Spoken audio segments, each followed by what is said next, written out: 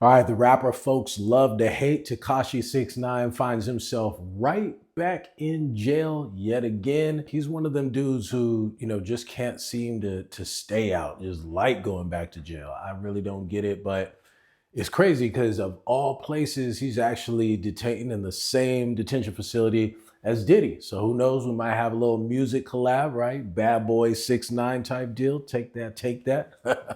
We'll see what ends up happening. But man, Tekashi 6ix9ine had gotten an amazing gift with his sentence on the federal case, right?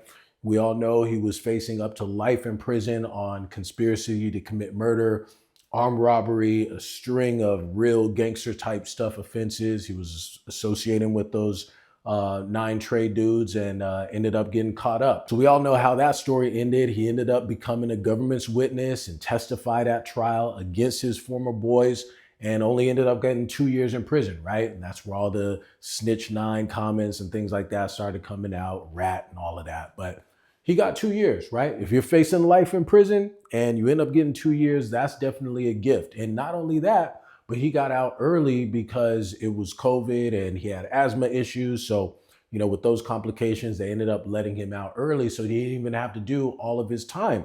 And then, so now he's on supervised release. And let me tell you this, if you're on supervised release, probation, parole, any of those type of things, there's going to be conditions in place and you have to follow those conditions. And a lot of times these judges, because if you violate, you'll end up in front of the same judge that put you on the supervised release. And make no mistake about it, these judges have notes in their file, right? They're making notes of what's been going on in the case. And so if you've been up to little antics and been a problem and even just looking at the underlying facts of the case and the charges, right?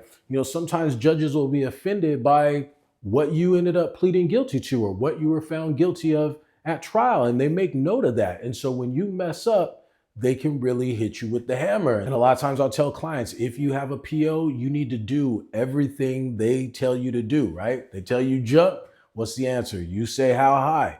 And a lot of times, some of these guys, they have problems with authority or feel like, oh man, people can't tell me what to do. Like, nah, if that's in your personality, you got to dead that. Like, you really got to pay attention and do what they're asking you to do, because when they tell you they'll violate you, they will violate you. And then when you're in front of the judge and the DA is reading off all of the offenses, and now you're mad because they're saying exactly what you did. You didn't show up to the meeting with your PO. You didn't return their call. You had a dirty test. Man, those are the type of things that'll get you sent right back to jail. And so when it came to Tekashi 6ix9ine, he had some incidents out in DR, right? And so there's some jurisdictional issues, as to whether you could be punished in the United States for something that happened outside of the country. Well, let me just tell you this, it doesn't look good, right? So he had allegedly got into a fight with a music producer out in DR and was arrested for that. Then he got arrested for a domestic violence incident out in DR as well. And so again, even if there's not jurisdiction over those offenses, it certainly doesn't look good, right? It doesn't show the court, it doesn't show probation, it doesn't show the DA or federal prosecutors that you're really taking this seriously and trying to turn your life around, right? If you're getting arrested outside in other countries. He also was arrested in Florida for driving over 130 miles an hour in a 65-mile-an-hour zone. So now not only are you violating the law, but you're putting other people's lives at risk, including potential families, kids, the elderly, whomever. It's just showing a blatant disregard for authority. Apparently there were conditions on his travel such that he would have to check in with his probation officer and get clearance to be able to leave the state. Well, he ended up going to a concert down in Vegas, didn't tell his PO, and then not only that, he lied to his PO about having going. These are the types of things that will get you back in custody. So not only did he have all these violations, on top of that, when the court set a hearing for him to show up, like an order to show cause type hearing, he showed up over an hour late to court. Now listen, it's bad enough to violate supervised release or probation, but when you have the hearing and you're supposed to go in front of the judge and say how sorry you are and how this isn't going to happen again, it certainly doesn't help your case to show up an hour late. Now, I don't know how long the docket is. Sometimes, if it's a long docket, the judge might not even know that you're late because, your attorney might check in and they're not going to tell the bailiff to call the case until you arrive, right? So if it's a long docket, you might be straight. But if it's one of those short dockets where those only, 2 or 3 matters on the calendar gets called at 8:30, 8:40 rolls around, you're not there, 9:40, you're still not there, man, you pissing off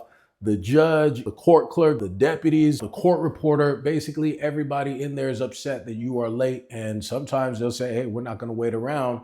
We called the matter. He's not here. He's failure to appear. Now there's a warrant going out. But either way, you certainly are not garnering any favors with the judge by showing up late. And so when you have these type of violation hearings and the judge finds that you've violated the terms of your supervised release, then there's the issue of how much time you're going to get. And in this situation, the judge actually imposed a sentence greater than what the prosecutor was asking for. And so it sounds like he's going to be doing like 45 days in jail. And, this is just stupid. It's just dumb. Like, you already had served your time. You got a gift being able to do less than you were supposed to do because of COVID. And actually, less than you were supposed to do because you snitched and then got that break because of COVID.